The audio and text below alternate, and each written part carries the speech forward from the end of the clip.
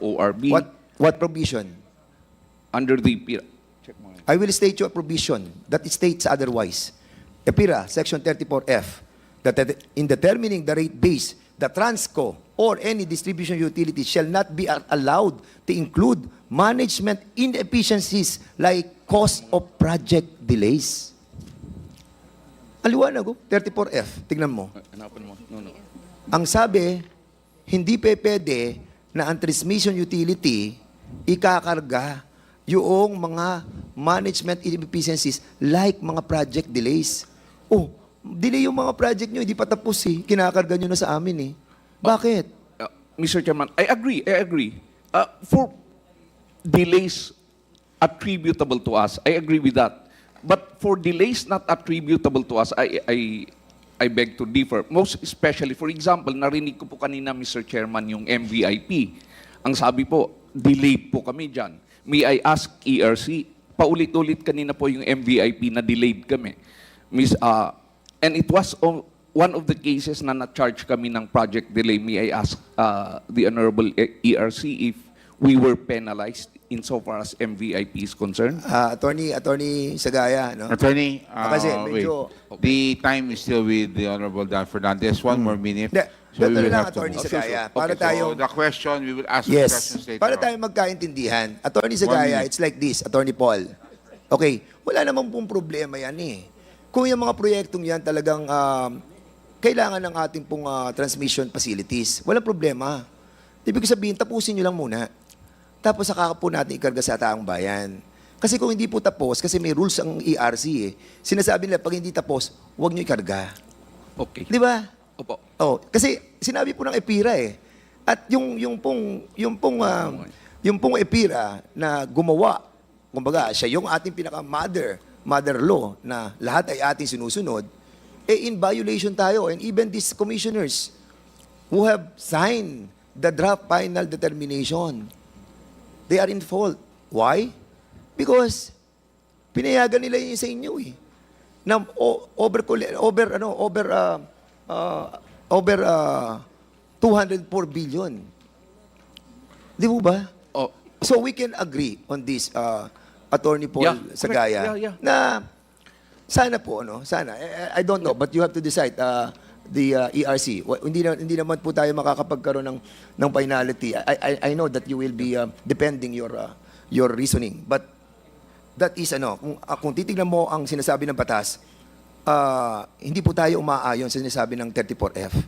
At yun po sinasabi ko sa inyo, dahil ang sinasabi po, hindi po pwedeng ikarga yung mga project na delay. So, Mr. Chairman, I want to dwell with another issue, no? Para at least nabigyan naman po tayo ng... Last question, Sir Dan. Hindi, paano magiging last question to?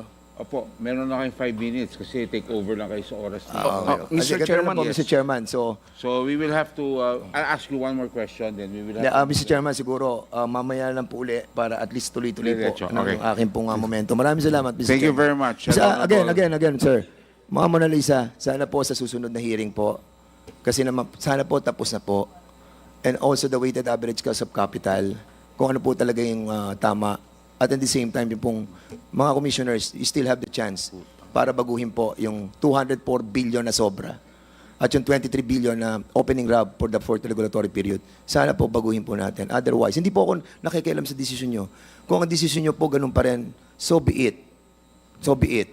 But I'm telling you, alam na po ng taong bayan kung ano nangyayari.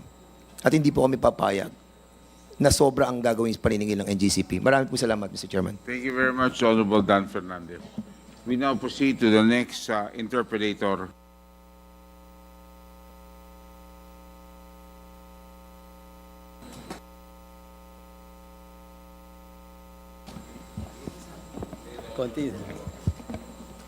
Thank you, Mr. Chair. Good evening, everyone. Just a few questions, Mr. Chair, sa NGCP. Sino kaya makakasagot? Attorney Sagayo, probably. Sir, magandang gabi po sa inyo. Good evening, Mr. Chairman. Good evening, sir. Just Honorable gusto ko nang balikan yung mga konti na pag-usapan sa last hearing. On paper, ang NGCP po ay nagmamayari 60% Filipinos and 40% owned by Chinese citizens. Tama po ba yun, sir? Tama po. Ang purpose po ng requirement na ito na itinalaga ng ating batas ay para masiguro na Filipino ang in control ng NGCP. Tama po ba? Tama po. Oh, ito pong 40% na ito yung nagmamay-ari, please correct me, sir, if my statements are, yung State Grid International Development Limited o SGID, ito po ba yung 40%? Attorney State Sagayo? Grid Corporation of China po. Opo. Tama po. Yung SGID naman po ay isang subsidiary ng state-owned State Grid Corporation ng China. Tama po ba yun? Tama po.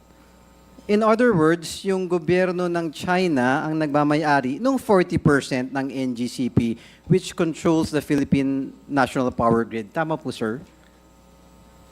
Can you please repeat the question, Ms.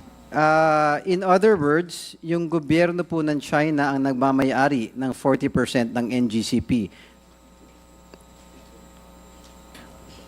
Parang state-owned po yan, Mr. Chairman. Parang sa atin po, parang Yes, government-owned or Opo, controlled kaya kung po corporation. tinanong yun nauna eh. Okay. Oh, pero, so tama po. Tama po. So ito po ang gobyerno ng China na at present meron po tayong territorial dispute. Tama po. Tama po, Mr. Chairman. Doon sa West Philippine Sea. Kasi Attorney Sagayo po, sir, no? Yes po. I heard that you're also one of the directors of NGCP. Opo. Gano'n na po kayo katagal sa NGCP, sir? Since 2010, magkasama po kami ni Mr. C. 2010. 2010. So, kailan po ba pumasok yung NGCP? 2009 po ba? 09. Ang operations, the incorporation of NGCP is February of 2008. So, isa po pala kayo sa mga original na nandiyan dyan na. Hindi po. Kami po yung bumili sa shares ni Mr. Rason. Okay po. Opo. Yeah. Pero matagal na po kayo dyan. So, isang dekada na, mahigit po, no? Opo. Base po sa isinumiti na General Information Sheet, ang chairman of the board ng NGCP po pasensya po, medyo nahihirapan akong basahin eh. Zhu Guan Chao. Tama po ba yung pronunciation ko? Tama po, Mr. Chairman. Na isang Chinese national na taga Beijing, China. Tama po.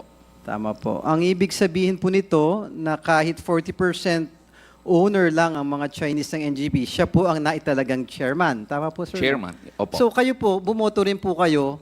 Kasama po ba kayo sa mga bumoto at pagpili ng chairman ng NGCP? As a member of the board, yes po.